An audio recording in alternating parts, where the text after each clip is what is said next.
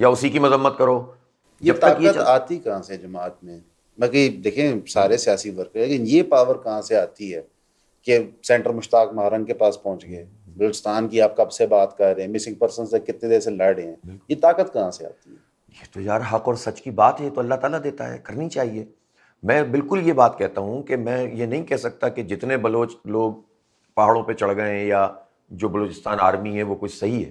میں یہ نہیں کہہ سکتا کہ وہ اسلحہ اٹھا کے اپنے بلوچوں کو بھی مار رہے ہیں جو ان کی مرضی کے نہیں ہیں. ایسے ہی ہے، وہ اپنے جو ہے وہ پنجابیوں کو مار رہے ہیں، تو وہ کیسے جسٹیفائی ہو سکتے ہیں؟ قتل تو جسٹیفائی نہیں ہو ہی نہیں سکتا.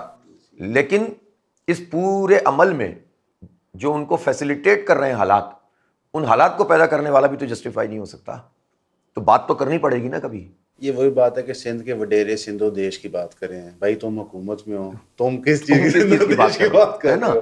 تو بالکل اس لیے جو ہے نا آنکھیں بند کر کے تو کسی بھی مسئلے کو ہاں وقتی طور پر بعض اوقات آپ کو ایکشن لینے پڑتے ہیں. اب میں مثال دوں آپ کو. کراچی میں آپریشن ہوا، پورے ملک میں نیشنل ایکشن پلان بنا، سب کی مرضی سے بنا، ٹھیک ہے. اس کے بعد آپ نے کارروائی کی تو خود آرمی کی کتابوں میں لکھا ہوگا اور وزیر اعظم کی اور صدر کی اور فلاں کی اور وزیر اعلیٰ کی کتابوں میں لکھا ہوگا کہ اس میں ایک کائنیٹک ایکشن طے ہوا، ایک نان کائنیٹک ایکشن طے ہوا.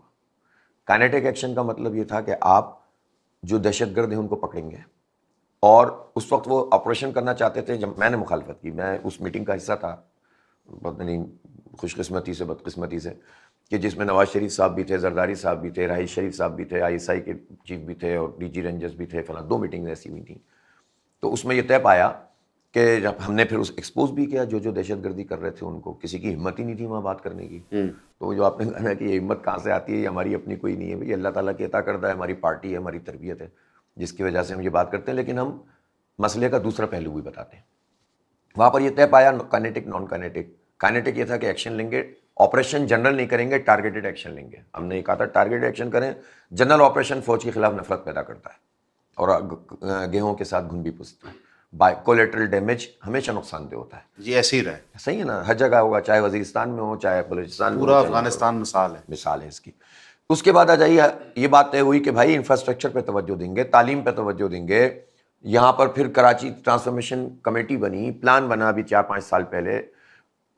کچھ بھی نہیں کیا.